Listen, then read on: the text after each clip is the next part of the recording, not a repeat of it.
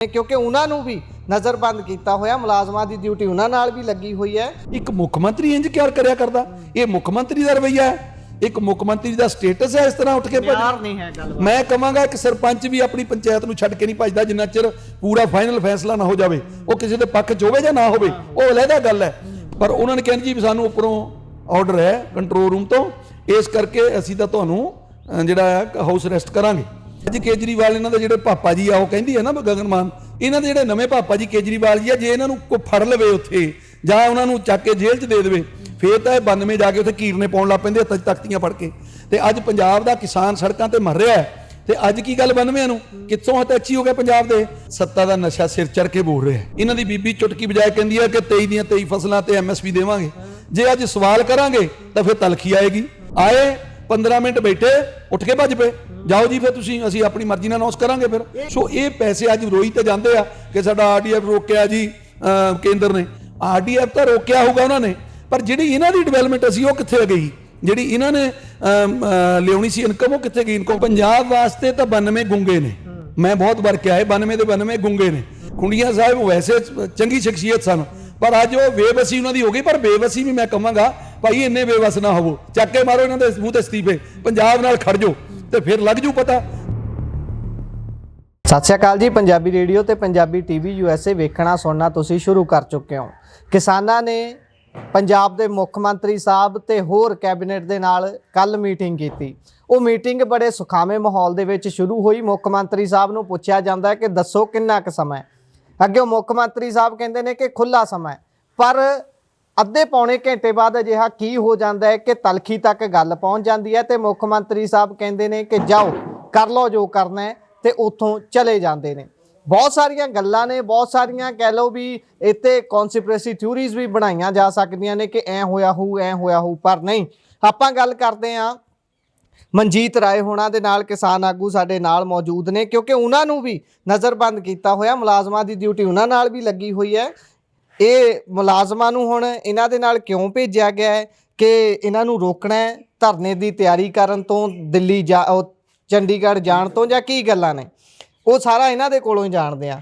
बहुत बहुत स्वागत है जी जी, तुहाडा बहुत बहुत धन्नवादी है। सब तो पहलां तां ये दसो भी मुलाजम तुहाडे नाल लगे होए ने किहड़ी गल्लों, तुहानूं चंडीगढ़ जाणों रोकना है, तैयारी करनों रोकना है, जां फिर आवाज़ ही दबनी है कल्ली भी कुछ कर ना सकन। देखो ये जो सानू लग रहा है, ये पंजाब दे मुख मंत्री साहब एक दहशत का माहौल बनाना चाहते हैं किसान आगूआं दे विच, पंजाब दे किसानां दे विच। मैं कहांगा भी ये जिहड़ा रवैया है बिल्कुल निंदणयोग है, बड़ा गलत है। इस तरह का रवैया नहीं होना चाहिए, क्योंकि जिहड़ा किसान है वो कदे दबिया नहीं जाता, कभी उन्होंने तुसीं दबा नहीं सकते। पर यह जरूर हैगा भी अज जिहड़ा तड़के तो लैके रात, वैसे तो 12 बजे तो शुरू हो गए, जिहड़े SKM दे आगूआं ते इन्हां ने शुरू किया। SKM दे आगूआं ते इन्हां ने रात दीयां रेडां शुरू करतीआं, पर सवेरे 3:30 बजे तो मेरी जथेबंदी दे आगूआं दे मैनूं फोन आने शुरू हो गए। साडे लुधियाणे तो जिहड़े मालवा जोन दे इंचार्ज ने, उन्हां दे घर 3:30 बजे DSP साहब फोर्स लैके पहुँच गए। 4 बजे साडे सकत्तर साहब ने कपूरथले तो फगवाड़े सानी तो उन्हां दे घरे पहुँच गए। साडे मीत प्रधान ने हरभजन सिंह बाजवा, उत्थे DSP साहब फोर्स लैके पहुँच गए। साडे प्रैस सकत्तर ने मौली पैंदा गुरायां दे कोल, उत्थे मौली पिंड, उत्थे जाके SP साहब जिहड़े रुपिंदर कौर भट्टी जी ने, वो फगवाड़े वाले, वो चले गए। उन्होंने मैनूं जो फोन आए, मैं उन्होंने कहा भी नहीं मेरे को नहीं हले आए, तो पर 5 बजे मेरे घर भी फिर DSP साहब साडे सिटी हुशियारपुर तो शर्मा जी वो नाल पूरी फोर्स लैके वो मेरे घर भी आ गए। और वो मैं उन्होंने पूछा भी ये साडी ते कॉल नहीं, कॉल तो हैगी SKM दी, असी KMM दे हैगे साथी, पर उन्होंने कहना जी सानूं उपरों ऑर्डर है कंट्रोल रूम तो, इस करके असी तो तुहानूं जिहड़ा हाउस अरेस्ट करांगे। सो मैं उन्होंने समझाया जो हौली हौली भी नहीं भाई, जिहड़ी 5 तरीक की कॉल है वो साडे साथियों की आ, असी उस नहीं सी अजे शमूलीयत करनी, क्योंकि साडे मोर्चे ऑलरेडी चल रहे हैं। तो फिर उन्होंने इस गल ते आए भी नहीं भाई असी तुहानूं सुनना नहीं छड्ड सकदे, तुहाडे नाल 2 मुलाजम साडे रहणगे, वो तुहाडे नाल पक्के रहणगे उन्ना चिर जिन्ना चिर सानूं पूरा उपरों हुक्म नहीं आ जाता कंट्रोल रूम तो। सो वो 2 थानेदार साहब ASI साहब 2 मेरे नाल ने सुबह दे, ते उन्हां नूं मेरी इस गल ते भी ये किते जाण ना, ये किते मोर्चे च ना जाण, कोई रणनीति ना बनाओ, कोई रणनीति ना बनाउण, वो मेरे नाल उन्हां ने पक्के सवेर दे लाते हैगे। हुण गल ये है जिहड़ी पार्टी ਇੱਕ ਧਰਨੇ ਚੋਂ ਉਪਜਦੀ ਹੈ। ਦਿੱਲੀ ਦੇ ਵਿੱਚ ਬਹੁਤ ਵੱਡਾ ਅੰਦੋਲਨ ਹੁੰਦਾ ਹੈ। ਹਾਲਾਂਕਿ ਬਹੁਤ ਸਾਰੇ ਲੋਕ ਤਾਂ ਉਹਨੂੰ ਐਂ ਵੀ ਕਹਿੰਦੇ ਨੇ ਕਿ ਉਹ ਇੱਕ ਸਪੈਸੀਫਿਕ ਪਾਰਟੀ ਦੇ ਵੱਲੋਂ ਲਵਾਇਆ ਗਿਆ ਧਰਨਾ ਸੀ, ਆਪ ਹੀ ਉਹਨਾਂ ਨੇ ਸਾਰਾ ਕੁਝ ਕਰਾਇਆ, ਉਹਦੇ ਚੋਂ ਨਵੀਂ ਪਾਰਟੀ ਦੀ ਉਪਜ ਹੋਈ ਹੈ। ਤੇ ਉਹ ਪਾਰਟੀ ਲਗਾਤਾਰ ਪੰਜਾਬ 'ਚ ਵੀ ਵੱਖ-ਵੱਖ ਧਰਨਿਆਂ ਦਾ ਚਿਹਰਾ ਮੋਹਰਾ ਨਜ਼ਰ ਆਉਂਦਾ ਰਿਹਾ। ਭਗਵੰਤ ਮਾਨ ਵੱਖ-ਵੱਖ ਥਾਂ ਤੇ ਜਾ ਕੇ ਐਡਰੈਸ ਕਰਨਾ, ਬੇਸ਼ੱਕ ਟੀਚਰ ਹੋਣ, ਬੇਸ਼ੱਕ ਮੁਲਾਜ਼ਮ ਹੋਣ, ਬੇਸ਼ੱਕ ਕਿਸਾਨ ਹੋਣ, ਅੱਗੇ ਹੁਣ ਗੱਲ ਕਰਨੀ ਕਿ ਇਹਨਾਂ ਨੂੰ ਆਹ ਹੱਕ ਚਾਹੀਦਾ ਹੈ। ਬਹੁਤ ਚੰਗਾ ਲੱਗਦਾ ਸੀ ਜਦੋਂ ਲੋਕ ਸਭਾ ਦੇ ਵਿੱਚ ਬੋਲਦਿਆਂ ਸੁਣਦੇ ਸੀ ਉਹਨਾਂ ਨੂੰ। ਤੇ ਅੱਜ ਜਿਹੜੀ ਸਥਿਤੀ ਬਣ ਚੁੱਕੀ ਹੈ ਕਿ ਧਰਨੇ ਤੋਂ ਡਰ ਲੱਗਦਾ ਹੈ। ਧਰਨੇ ਲੱਗਣ ਤੋਂ ਪਹਿਲਾਂ ਹੀ ਕਿਸਾਨਾਂ ਨੂੰ, ਮਜ਼ਦੂਰਾਂ ਨੂੰ ਚੱਕ ਕੇ ਬੱਸਾਂ ਦੇ ਵਿੱਚ, ਵੈਨਾਂ ਦੇ ਵਿੱਚ ਸਿੱਟਦਿਆਂ ਦੀਆਂ ਤਸਵੀਰਾਂ ਆਉਂਦੀਆਂ ਨੇ। ਇਹ ਦੋ ਪੈਰਲਲ ਤਸਵੀਰਾਂ ਜਦੋਂ ਦੇਖਦੇ ਹੋ ਸੱਤਾ 'ਚ ਆਉਣ ਤੋਂ ਪਹਿਲਾਂ ਤੇ ਸੱਤਾ 'ਚ ਆਉਣ ਤੋਂ ਬਾਅਦ, ਤਾਂ ਕੀ ਫਰਕ ਵੱਡਾ ਕੀ ਲੱਗਦਾ ਹੈ ਤੁਹਾਨੂੰ ਕੁਰਸੀ ਦਾ? ਦੇਖੋ, ਮੈਂ ਸਮਝਦਾ ਵੀ ਇੱਕ ਤਾਂ ਇਹ ਸੱਤਾ ਦਾ ਨਸ਼ਾ ਸਿਰ ਚੜ੍ਹ ਕੇ ਬੋਲ ਰਿਹਾ। ਦੂਜੀ ਗੱਲ, ਮੈਂ ਬਹੁਤ ਵਾਰੀ ਕਿਹਾ ਵੀ ਇਹਨਾਂ ਦੀ ਜਿਹੜੇ ਦਸਤਾਰਾਂ ਦੇ ਰੰਗ ਬਦਲਦੇ ਆ, ਇਹਨਾਂ ਦੀ ਨੀਅਤ ਤੇ ਨੀਤੀ ਨਹੀਂ ਬਦਲਦੀ। ਨੀਅਤ ਦੇ ਵਿੱਚ ਖੋਟ ਹੈ। ਅੱਜ ਜੋ ਕੇਂਦਰ ਸਰਕਾਰ ਭਗਵੰਤ ਮਾਨ ਜੀ ਨੂੰ ਕਹਿੰਦੀ ਆ, ਅੱਜ ਉਹੀ ਕੁਛ ਕਰ ਰਹੇ ਆ। ਇੱਕ ਪਾਸੇ ਢੋਂਗ ਕਰਦੇ ਆ ਵੀ ਅਸੀਂ ਕਿਸਾਨ ਹਤੈਚੀਆਂ। ਤੁਸੀਂ ਲਾ ਲਓ, ਜਦੋਂ ਤੋਂ ਮੋਰਚਾ ਚੱਲਿਆ ਸਾਡਾ, ਉਦੋਂ ਜਦੋਂ ਗੋਲੀ ਚੱਲੀ ਸ਼ੁਭਕਰਨ ਤੇ, ਉਦੋਂ ਤੋਂ ਇਹ FIR ਦਰਜ ਨਹੀਂ ਸੀ ਕਰਦੇ। ਅਸੀਂ ਕਿਹਾ ਪ੍ਰੋਟੈਸਟ ਕਰਾਂਗੇ, ਅਸੀਂ ਜਾਮ ਕਰਾਂਗੇ, ਫੇਰ ਜਾ ਕੇ FIR ਦਰਜ ਕੀਤੀ, ਉਹ ਵੀ 0। ਸੋ ਇਸ ਤਰ੍ਹਾਂ ਦਾ ਰਵੱਈਆ ਜਿਹੜਾ ਅੱਜ, ਜੇਕਰ ਸਾਡੇ ਸਾਥੀਆਂ ਨੇ ਕੱਲ ਇਹਨਾਂ ਦੇ ਨਾਲ ਮੀਟਿੰਗ ਦੇ ਵਿੱਚ ਬੈਠ ਕੇ SKM ਦੇ ਵਾਲੇ ਸਾਥੀਆਂ ਨੇ ਇਹ ਆਵਾਜ਼ ਬੁਲੰਦ ਕੀਤੀ ਵੀ ਤੁਸੀਂ 23 ਦੇ ਵਿੱਚ ਸਾਡੇ ਨਾਲ ਵਾਅਦਾ ਕੀਤਾ ਸੀ ਵਨ ਟਾਈਮ ਸੈਟਲਮੈਂਟ ਦਾ। ਤੁਸੀਂ ਆਖਿਆ ਸੀ ਵੀ ਅਸੀਂ ਜਿਹੜੀਆਂ ਹੈਗੀਆਂ PADB ਬੈਂਕਾਂ, ਜਿਹੜੀ ਕਿ ਪ੍ਰਾਇਮਰੀ ਐਗਰੀਕਲਚਰ ਡਿਵੈਲਪਮੈਂਟ ਬੈਂਕ ਹੁੰਦੀ ਹੈ, ਉਹਨੂੰ ਖੇਤੀਬਾੜੀ ਬੈਂਕ ਵੀ ਕਹਿ ਦਈਦਾ, ਔਰ ਇਸ ਤਰੀਕੇ ਦੇ ਨਾਲ ਕੋਆਪਰੇਟਿਵ ਬੈਂਕਾਂ, ਉਹਦੀ ਵਨ ਟਾਈਮ ਸੈਟਲਮੈਂਟ ਦੀ ਅਸੀਂ ਸਕੀਮ ਲੈ ਕੇ ਆਵਾਂਗੇ। ਸਾਡੇ ਨਾਲ ਹਾਮੀ ਭਰੀ ਸੀ ਤੇ ਉਹ ਹਾਲੇ ਤੱਕ ਆਈ ਨਹੀਂ। ਤੇ ਉਹ ਤਾਂ ਤੁਸੀਂ ਕਿਉਂ ਪਿੱਛੇ ਹਟ ਗਏ? ਤੇ ਮੁੱਖ ਮੰਤਰੀ ਜੀ ਸਾਫ਼ ਮੁੱਕਰ ਗਏ। ਸੋ ਇਹ ਜਦੋਂ ਇਸ ਗੱਲ ਤੇ ਚਰਚਾ ਹੋਣ ਲੱਗੀ ਵੀ 8 ਮੰਗਾਂ ਤੇ ਗੱਲ ਚੱਲੀ, ਜਿਹਦੇ ਵਿੱਚੋਂ ਇੱਕ ਮੰਗ ਤੇ ਰਾਜੀ ਹੋਏ, ਬਾਕੀ ਸਾਰੀਆਂ ਤੇ ਕੀ ਲੱਗਦਾ ਰਾਜ ਸਾਹਿਬ, ਤੁਹਾਨੂੰ ਰੋਕ ਰਿਹਾ, ਕੀ ਲੱਗਦਾ ਹੈ ਕਿ ਇਹ ਸਵਾਲ ਹੀ ਤਲਖੀ 'ਚ ਲੈ ਕੇ ਆਉਂਦੇ ਨੇ ਜਦੋਂ ਆਪੇ ਹੀ ਕਈਆਂ ਗੱਲਾਂ ਤੋਂ ਪੈਰ ਪਿੱਛੇ ਖਿੱਚਣਾ ਪੈ ਜਾਂਦਾ? ਫਿਰ ਜਦੋਂ ਕਿਸਾਨ ਮੀਟਿੰਗ 'ਚ ਬਹਿ ਕੇ ਸਾਹਮਣੇ ਪੁੱਛਦੇ ਨੇ, ਮੌਕੇ ਦਾ ਮੁੱਖ ਮੰਤਰੀ ਹੋਵੇ, ਉਹਨੂੰ ਸਿੱਧਾ ਕੋਈ ਸਵਾਲ ਕਰੇ, ਤਲਖੀ ਤਾਂ ਆਉਣੀ ਆ। ਫਿਰ ਇਹ ਵੀ ਲੱਗਦਾ ਤੁਹਾਨੂੰ ਕਾਰਨ? ਦੇਖੋ, ਇਹੀ ਕਾਰਨ ਹੈ। ਇੱਕ ਪਾਸੇ ਤਾਂ ਇਹਨਾਂ ਦੀ ਬੀਬੀ ਚੁਟਕੀ ਵਜਾਏ ਕਹਿੰਦੀ ਹੈ ਕਿ 23 ਦੀਆਂ 23 ਫਸਲਾਂ ਤੇ MSP ਦੇਵਾਂਗੇ। ਜੇ ਅੱਜ ਸਵਾਲ ਕਰਾਂਗੇ ਤਾਂ ਫਿਰ ਤਲਖੀ ਆਏਗੀ। ਉਹ ਜੋ ਇਹਨਾਂ ਦਾ ਬੋਲਿਆ ਹੋਇਆ ਉਹੀ ਇਹਨਾਂ ਨੂੰ ਪੁੱਛਿਆ ਜਾਂਦਾ ਵੀ ਤੁਸੀਂ ਲੋਕਾਂ ਨੂੰ ਗੁੰਮਰਾਹ ਕੀਤਾ। ਇਹ ਵੀ ਜਾਂ ਤਾਂ ਮੋਦੀ ਜੀ ਵਾਲੀ ਨੀਤੀ ਤੇ ਨੇ ਵੀ ਜੁਮਲੇ ਪੇਸ਼ ਕੀਤੇ 15-15 ਲੱਖ ਵਾਲੇ ਤੇ ਬਾਅਦ ਚ ਕਹਿਤਾ ਸਾਡਾ ਜੁਮਲਾ ਹੈ ਜੀ। ਸੋ ਇਹ ਇਸ ਤਰੀਕੇ ਨਾਲ MSP ਅਸੀਂ ਦੇਵਾਂਗੇ 5 ਮਿੰਟਾਂ ਸਰਕਾਰ ਛੱਡੋ ਜੀ। ਜੇ ਹੁਣ ਸਰਕਾਰ ਤੁਹਾਡੀ ਆ ਗਈ, ਹੁਣ ਕਿੱਥੇ ਗਈ MSP? ਫਿਰ ਇਹਨਾਂ ਨੇ ਕਿਹਾ ਵੀ ਅਸੀਂ ਮੂੰਗੀ ਤੇ MSP ਦੇਵਾਂਗੇ, ਉਹ ਸਵਾਲ ਸੀ, ਨਹੀਂ ਦਿੱਤਾ ਇਹਨਾਂ ਨੇ। ਫਿਰ ਇਹਨਾਂ ਨੇ ਕਿਹਾ ਸੀ ਜੀ ਭਾਵੰਤਰ, ਜਿਹੜੇ ਭਾਵੰਤਰ ਮਤਲਬ ਹੁੰਦਾ ਜਿੰਨੀ ਘੱਟ ਥੱਲੇ ਵਿਕੀ MSP ਤੋਂ ਹੀ ਪੈਸੇ ਦੇਵਾਂਗੇ, ਉਹ ਤੋਂ ਵੀ ਤੁਸੀਂ ਮੁੱਕਰ ਗਏ, ਉਹ ਵੀ ਮੰਗ ਸੀਗੀ ਵਿੱਚ।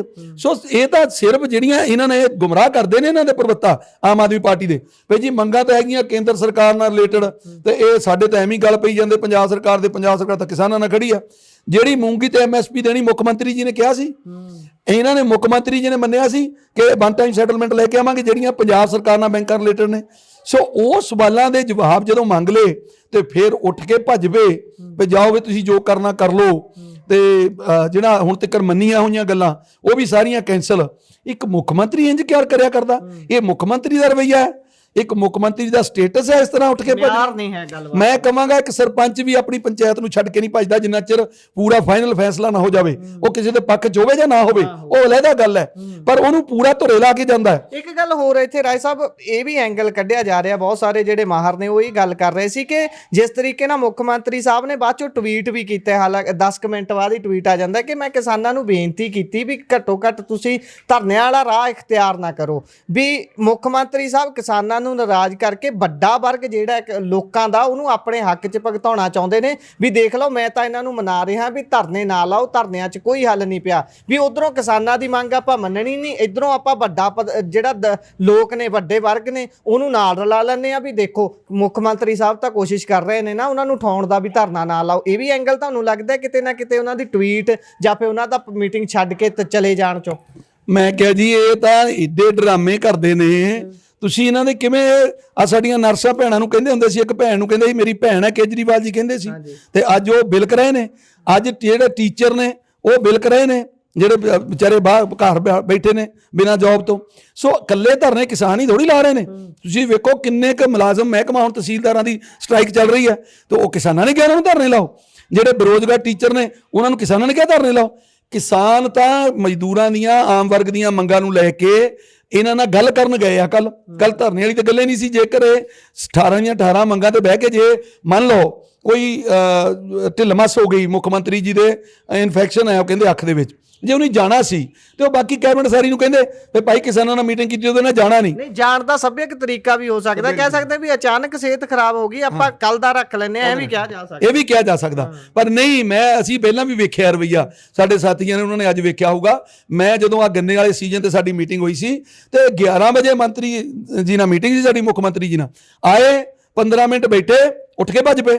ਜਾਓ ਜੀ ਫਿਰ ਤੁਸੀਂ, ਅਸੀਂ ਆਪਣੀ ਮਰਜ਼ੀ ਨਾਲ ਅਨਾਉਂਸ ਕਰਾਂਗੇ, ਫਿਰ ਤੁਸੀਂ ਲਾਓ ਧਰਨੇ। ਇਹ ਚੀਜ਼ ਉਹਦੇ ਚੋਂ ਵੀ ਆਉਂਦੀ ਆ ਵੀ ਬਹੁਮਤ ਹੀ ਬਹੁਤ ਵੱਡਾ ਦੇਤਾ ਪੰਜਾਬੀਆਂ ਨੇ, ਇੰਨੀਆਂ ਜ਼ਿਆਦਾ ਸੀਟਾਂ ਜਿਤਾਤੀਆਂ, ਵਿਧਾਇਕ ਬਣਾਤੇ, ਵੀ ਡਰ ਹੀ ਕੋਈ ਨਹੀਂ, ਵੀ ਸਾਨੂੰ ਕਾਹਦਾ ਡਰ ਆ, ਵੀ ਇੰਨੇ ਜ਼ਿਆਦਾ ਵਿਧਾਇਕ ਨੇ, ਕੀ ਹੋ ਜੂ, ਵੱਧ ਤੋਂ ਵੱਧ ਰੌਲਾ ਹੀ ਪਾ ਲੈਣਗੇ। ਬਿਲਕੁਲ, ਇਹ ਸਾਡੀ ਗਲਤੀ ਤਾਂ ਹੋਈ ਹੈ। ਇਹ ਪੰਜਾਬ ਵਾਸੀਆਂ ਦੀ, ਸਾਡੀ ਸਾਰਿਆਂ ਦੀ ਗਲਤੀ ਆ। ਅਸੀਂ ਬਦਲ ਚ ਇਹਨਾਂ ਨੂੰ 92 ਦੇ ਬੈਠੇ, ਅੱਜ ਉਹ ਹੰਕਾਰ ਬੋਲ ਰਿਹਾ। ਤੋਂ ਵੀ ਜ਼ਿਆਦਾ ਨੇ, 94 ਨੇ, ਹੁਣ ਉਹ 94 ਹੋ ਗਏ। ਉਹ ਮਤਲਬ ਕਹਿਣ ਦਾ ਇਹ ਆ ਵੀ ਇਹ ਅਸੀਂ ਅੱਜ ਮੰਨਦੇ ਆ ਵੀ ਅਸੀਂ ਆਪ ਗਲਤੀ ਕਰ ਬੈਠੇ, ਉਹਦਾ ਖਮਿਆਜਾ ਭੁਗਤ ਰਹੇ ਆ। ਇਹਨਾਂ ਨੇ ਵੈਸੇ ਇੱਕ ਗੱਲ ਜ਼ਰੂਰ ਕਹਿਣ ਲਾਤਾ ਲੋਕਾਂ ਨੂੰ ਵੀ ਇਹਨਾਂ ਨਾਲੋਂ ਪਹਿਲੇ ਚੰਗੇ ਸੀ। ਮੈਂ ਦੇਖ ਲਓ ਲੋਕੀ ਬਦਲ ਕੇ ਲਿਆਏ ਸੀ ਵੀ ਉਹਨਾਂ ਨੂੰ, ਇਹਨਾਂ ਨੂੰ ਚੰਗੇ ਮੰਨ ਕੇ, ਪਰ ਲੋਕਾਂ ਨੇ ਕਹਿਤਾ ਨਹੀਂ, ਇਹਨਾਂ ਨਾਲੋਂ ਤਾਂ ਉਹ ਚੰਗੇ ਸੀ ਭਾਈ। ਇਹ ਤਾਂ ਜਿਹੜਾ ਨਹੀਂ ਤਾਂ ਬਿਲਕੁਲ ਕੋਈ ਬਦਲਾਅ ਵਾਲੀ ਗੱਲ ਆਈ ਨਹੀਂ। ਝੂਠ ਬੋਲ ਗੁੰਮਰਾਹ ਕੀਤਾ। ਕਿੱਥੇ ਗਿਆ ਇਹਨਾਂ ਦਾ 30,000 ਕਰੋੜ ਜਿਹੜਾ ਮਾਈਨਿੰਗ ਤੋਂ ਆਉਣਾ ਸੀ? ਕਿੱਥੇ ਗਿਆ ਇਹਨਾਂ ਦਾ ਜਿਹੜਾ 10,000 15,000 ਕਰੋੜ ਰੁਪਈਆ ਐਕਸਾਈਜ਼ ਤੋਂ ਆਉਣਾ ਸੀ ਹਰ ਸਾਲ ਦਾ? ਉਹ ਕਿੱਥੇ ਗਿਆ? ਸੋ ਇਹ ਪੈਸੇ ਅੱਜ ਰੋਈ ਤੇ ਜਾਂਦੇ ਆ ਕਿ ਸਾਡਾ RDF ਰੋਕਿਆ ਜੀ ਕੇਂਦਰ ਨੇ। RDF ਤਾਂ ਰੋਕਿਆ ਹੋਊਗਾ ਉਹਨਾਂ ਨੇ, ਪਰ ਜਿਹੜੀ ਇਹਨਾਂ ਦੀ ਡਿਵੈਲਪਮੈਂਟ ਅਸੀਂ ਉਹ ਕਿੱਥੇ ਗਈ? ਜਿਹੜੀ ਇਹਨਾਂ ਨੇ ਲਿਆਉਣੀ ਸੀ ਇਨਕਮ, ਉਹ ਕਿੱਥੇ ਗਈ? ਇਨਕਮ ਪੰਜਾਬ ਦੇ ਸਰੋਤਾਂ ਚੋਂ ਜਿਹੜਾ ਪੈਸਾ ਕੱਢਣਾ ਸੀ, ਉਹ ਕਿੱਥੋਂ ਆਉਣਾ ਸੀ? ਸੋ ਇੱਕ ਤਰ੍ਹਾਂ ਦਾ ਇਹ ਵੱਡੀ ਅਰਥ ਵਿਵਸਥਾ ਨੂੰ ਸੱਟ ਮਾਰੀ ਇਹਨਾਂ ਲੋਕਾਂ ਨੇ। ਸਾਰੀ ਮਾਈਨਿੰਗ ਖਾ ਗਏ ਇਹ, ਕਰਪਟ ਹੋ ਕੇ। ਪਹਿਲੀਆਂ ਸਰਕਾਰਾਂ ਵਾਲੇ ਠੇਕੇ ਦਿੰਦੀਆਂ ਸੀ, ਇਹਨਾਂ ਦਾ ਤਾਂ ਪਤਾ ਨਹੀਂ ਲੱਗਾ ਵੀ ਕਿਹਨੂੰ ਠੇਕਾ ਦਿੱਤਾ ਨਹੀਂ ਦਿੱਤਾ, ਤੇ ਮਾਈਨਿੰਗ ਵੀ ਹੋਈ ਜਾ ਰਹੀ ਹੈ ਤੇ ਪੈਸਾ ਵੀ ਸਰਕਾਰ ਦੇ ਖਾਤੇ 'ਚ ਕੋਈ ਨਹੀਂ ਆ ਰਿਹਾ। ਸੋ ਇਹ ਜਿਹੜੀ ਗੱਲ ਹੈ, ਵੱਡੀ ਕਰਪਸ਼ਨ ਇਹਨਾਂ ਨੇ ਕੀਤੀ ਹੈ। ਸੋ ਇਹ ਲੋਕਾਂ ਨੂੰ ਗੁੰਮਰਾਹ ਕਰਕੇ ਕੀਤੀ, ਅੱਜ ਵੀ ਗੁੰਮਰਾਹ ਕਰੀ ਜਾ ਰਹੇ।